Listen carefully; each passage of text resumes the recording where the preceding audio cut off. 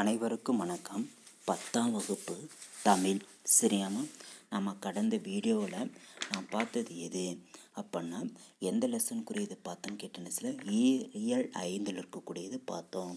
இருக்காமல் இயல் 5க்குள்ளே நூலக உறுப்பினர் படிவும் பார்த்துட்டோம். அடுத்து மொழியோடு விளையாடுக அப்போ பார்க்கும்போது புதிர்கான விடையும் பார்த்துட்டோம். தொழிற்பெயர்கள் பொருளை புரிந்து கொண்டு தொடர்களை முழுமை செய்யும் பார்த்துட்டோம். அகராதியில் காண்கள் பார்த்துட்டோம். இருக்க காட்சியை கவிதையாக்குக அதுவும் பார்த்துட்டோம்.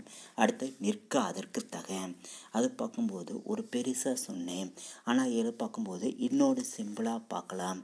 இருக்காமல் அதாவது பார்க்கும்போது நேரத்தை பள்ளியில் நான் வீட்டில் நான் முதல்ல பார்க்கும்போது கொஞ்சம் பெருசாக இருக்குது, எக்ஸ்ட்ரா சொன்னது.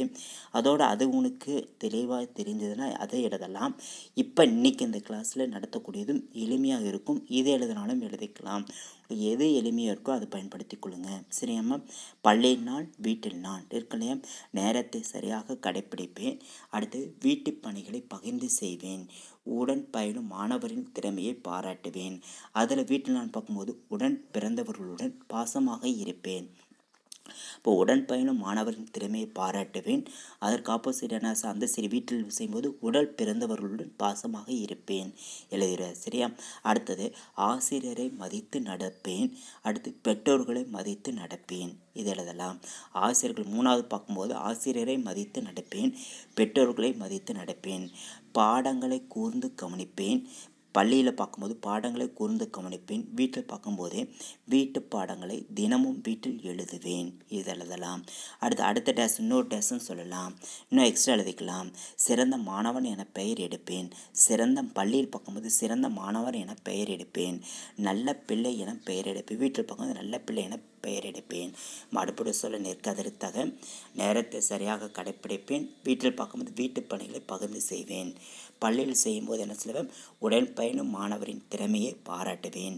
நான் வீட்டில் இருக்கும்போது உடன் பிறந்தவர்களுடன் பாசமாக இருப்பேன் எழுதலாம். பள்ளியில் அடுத்தது 3வது டெஸ்ட் பார்க்கும்போது ஆசிரியரை மதித்து நடத்துப்பேன். ஆசிரியரை மதித்து நடப்பேன். வீட்டில் பார்க்கும்போது பெற்றோர்களை மதித்து நடப்பேன். இருக்காமா? அடுத்தது பள்ளியில் போகும் பொழுது 4வது பாடங்களை கூர்ந்து கவனிப்பேன். அது வீட்டில் பார்க்கும்போது வீட்டு பாடங்களை தினமும் வீட்டில் எழுதுவேன். அதை எழுதலாம். அடுத்து பள்ளியில் பார்க்கும் பொழுது சிறந்த மாணவர் என பெயர் எடுப்பேன். வீட்டில் பார்க்கும்போது நல்ல பிள்ளை என பெயர் எடுப்பேன். இது எழுதலாம். உனக்கு எது எளிமையாக இருக்கோ அதை எழுதிக்கோங்க. சிரேமம். அடுத்தது கலைச்சொல் அறிவோம். இருக்காமல் கலைச்சொல் போகும்போது எம்பளம் என்பது பொருள் என்னது? சின்னம். எம்பளம் என்பது பொருள் என்னது? சின்னம். இருக்கா? தீஷஷ் என்பது பொருள் என்னது? ஆய்வேடு. தீஷஷ் என்பது பொருள் ஆய்வேடு. இருக்காமல் சரி. இன்டலெக்சுவல் அறிவாளர். இன்டலெக்சுவல் என்பது பொருள் என்னது? அறிவாளர். எழுதுறியா?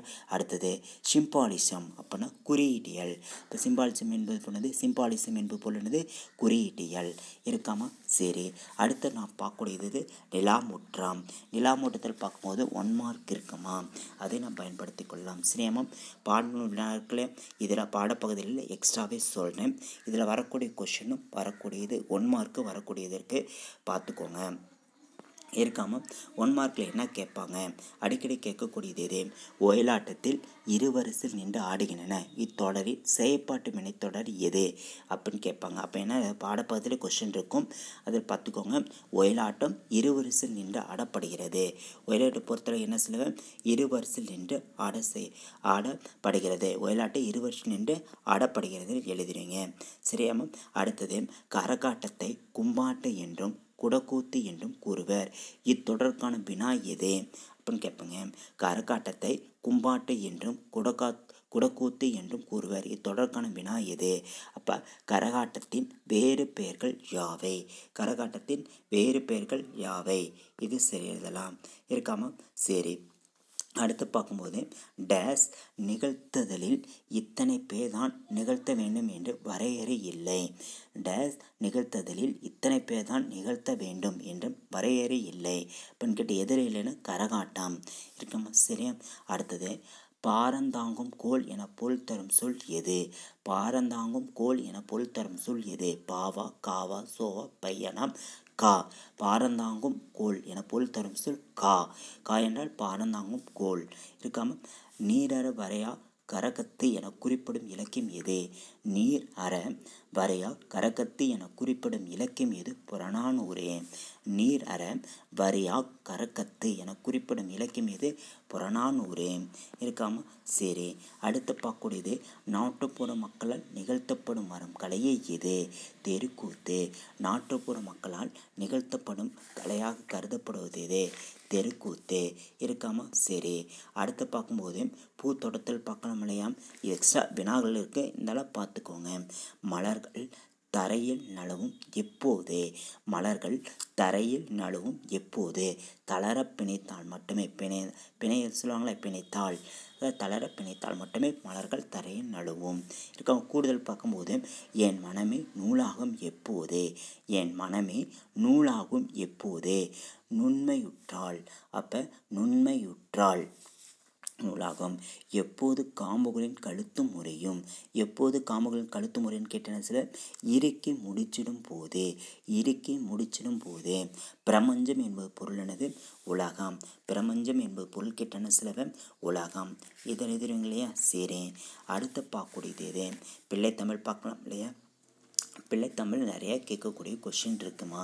இருக்காம பிள்ளைத்தமிழ் என்ன கொஷின் கேட்பாங்கன்னா, பிள்ளைத்தமிழ் எந்த வகை சிற்றர்கள் ஒன்று? அப்போ பார்க்கும்போது என்னது? 96 வகை சிற்றர்கள் ஒன்றது என்னது? பிள்ளைத்தமிழ். இருக்காம சரி. பிள்ளைத்தமிழ் டேஸ் பாடல்களால் பாடப்பெறும். அப்போனா 100 பாடல்களால் பாடப்பெறும். பிள்ளைத்தமிழ் எத்தனை பாடல்கள் கொண்டு பாடப்பெறும் கேட்டேன்னு சொல்லுவேன். 100 பாடல்கள் கொண்டு பாடப்படக்கூடியது இது பிள்ளைத்தமிழ். எழுதிருவீங்களே? சரி. குமரகுருபரின் காலம் எந்த நூற்றாண்டு? 17ஆம் நூற்றாண்டு. குமரகுருவின் காலம் எந்த நூற்றாண்டை சேர்ந்தது? 17ஆம் நூற்றாண்டை சார்ந்தவர். சுட்டி டேஸ் அணியும் அணிகள் ஆகும். சுட்டி என்பது எந்த காலத்தில் அணியும்? நெற்றில் அணிவது. இந்த அணிகளில் கேட்பாங்க. சிலம்பு கிண்கிளி எந்த எதில் அணிவது? அணிகலன். காலில் அணிக்கூடிய அணிகலன். இருக்காம அரைநாள் எதில் அணிக்கூடிய அணிகலன்? இடையில் அணிவது. இருக்கா குண்டலம் குலை அப்படின்னு கேட்பாங்க. இதெல்லாம் அணிகலன்னு கேட்கக்கூடியது. காதில் அணிக்கூடியது எதுன்னு? குண்டலம் குலை. தலையில் அணிவது எதுனா? சூளி. தலையில் அணிவது சூளி. இடையில் அணிவது எதுன்னு கேட்பாங்க? அரண்யான். நெற்றில் அணிவது எது? சுட்டி. காலில் அணிவது எது? சிலம்பு கிண்கிணி. இருக்காம சரி. முத்துக்குமாரசாமி பிள்ளைத்தமிழை ஈற்றியவர் யாருன்னு கேட்டான சிலவன்? குமரகுருபரர். இருக்காம சரி. அடுத்து செங்கிரி பருவம் பற்றி குறிப்பு எழுதுகன்னு கேட்பாங்க. அது 1 மார்க் கேட்டால் எழுதிருவீங்க. குறிப்பு கேட்டால் எழுதிருவீங்க இல்லையா? சரியா. ஆண்பால் பிள்ளைத்தமிழுடைய பொதுவான பருவங்கள் எத்தனை இருக்கு? அப்போனா 3 பருவம். கடைசி 3 பருவம் கேட்டால் சிற்றில், சிறுபறை, சிறிதில். பெண்பால் பிள்ளைத்தமிழுக்குள்ள இறுதியான 3 பருவம் என்னன்னா கலங்கு, அம்மானை, ஊசல். அப்போ ஆண்பால் பிள்ளைக்கும் பெண்பால் பிள்ளைக்கும் பொதுவான பருவங்கள் எத்தனை அப்படின்னு கேட்டேன்னா சில மொத்தம் 10 மொத்தம் எத்தனை பொதுவான பருவங்கள்? 7. ஆண்பால் பிள்ளைத்தமிழுக்கும் பெண்பால் பிள்ளைத்தமிழுக்கும் பொதுவான பருவங்கள் 7. இருக்காம சரி. இது பார்த்துட்டு மூலம் சரி. இதை பாடல் ஆசான் கண்டிப்பாக கேட்கக்கூடியது எதை கேட்பாங்க? அப்போ அந்த பாடல் கொடுத்து செம்போல் அடிச்சிரு கிங்கினியோடு சிலம்பு கலந்தாட திருவரை அரைஞான் அரைமணியோடு மொழித்திகள் அரை வடமாட பயம்போன் அசைமிய தொந்தியோடு சிறு பண்டி சரிந்தாட பட்டனுதல் பொலி பொட்டோடு பட்ட சுட்டி பதிந்தாட கம்பி விதி பொது குண்டலமும் குலைக்காதும் அசைந்தாட கேட்பாங்க. கட்டி சூழி உச்சமும் உச்சி கதிர் முத்தொடும் ஆட அம்பாள்கள திருமேனி ஆடிட ஆடக செங்கீரை வைத்தியநாதன் புரிக நாடக செங்கீரை. இந்த பாடல்களில் இடம்பெற்ற நூல் கேட்டான்னு என்ன தருவேன்? முத்துக்குமாரசாமி பிள்ளைத்தமிழ். பாடல் ஆசான் யாருன்னு கேட்டான சொல்லுவேன்? குமரகுருபரர். என்ன சொல்லுவீங்க? குமரகுருபரர் எழுதுறீங்களே? சரி. இப்பாடலில் இடம்பெற்றுள்ள பிள்ளைத்தமிழ் பருவம் எது? இடம்பெற்றுள்ள பிள்ளைத்தமிழ் பருவம் எது? செங்கீரை. பாடல் இடம்பெற்றுள்ள பிள்ளைத்தமிழ் பருவம் கேட்டான சொல்லுவேன்? செங்கீரை. சரியா. குண்டலமும் குலைக்காதுமும். இலக்கண குறிப்பு கேட்டால் முட்டை எழுதுவீங்க? எண்ணுமை. இலக்கண குறிப்பு கேட்டான சொல்லுவீங்க? எண்ணுமை. எழுதுறீங்களே? சரி. கிண்கிணி அரைஞான் சுட்டி என்மன முறையே. இது அழகாக சொல்லக்கூடியது. கிண்கிணி அரைஞான் சுட்டி என்மன முறையே என்ன சொல்லுவீங்க கேட்டான சில காலில் அணிவது, இடையில் அணிவது, நெற்றில் அணிவது. இது சொல்லக்கூடியது. அப்போ என்னென்ன சொல்லுவீங்க? காலில் அணிவது, இடையில் அணிவது, நெற்றில் அணிவது. இருக்காம இது பார்க்கக்கூடியது இது. சரியாம்மா? சரி. பூத்தோட்டத்தில் கேட்பாங்க இல்லையா? கவிஞர் உமா மகேஸ்வரி எந்த மாவட்டத்தில் பிறந்தான்னு கேட்டான சில மதுரை மாவட்டத்தில் பிறந்தவர். சரியா. இவர் படைத்த புதின பல தளங்கள் என்னென்ன படைத்தலாம் கேட்டால் கவிதை, சிறுகதை, புதினம். இது பார்த்துக்கிங்க. சரியாம சரி, இதை தொடர்ச்சி என்ன பண்ணலாம், அடுத்த வகுப்பில் அறிவோமா? சரி, முத்துக்குமார் சுவாமி பிள்ளை தமிழ் வரைக்கும் பார்த்துட்டு இதில் சொல்லும் பொருள் நல்லா பார்த்துக்கோங்க. முக்கியமாக இதில் வரக்கூடியது மனப்பாட செயல் வரலாம். அதனால் இந்த மனப்பாட செயல் கொஞ்சம் புரியாத மாதிரி தான் இருக்கும். பல முறை இது எழுதி பார்த்தவங்களுக்கு உனக்கு எழுதி பார்த்தால் பயனடையலாம். சரியாமல் ஆக மொத்தம் முத்துக்குமார் சுவாமி பிள்ளை தமிழ் பொறுத்த வரைக்கும் 1 மார்க்கில் வரக்கூடியது இருக்கும், பகுபது உறுப்புகளும் வரக்கூடியது இருக்கும், இலக்கண குறிப்பும் பார்த்துக்கோங்க. சரியாமல் மனப்பாட செயல் பொறுத்த வரைக்கும் அந்தந்த மனப்பாட செயலை இருமுறை படித்து எழுதி பார்த்தால் நல்ல பயனடையலாம். சரியாமல் இது தொடர்ச்சி பொறுத்த வரைக்கும் அடுத்த வகுப்பில் அறிவோம். மிக்க நன்றி.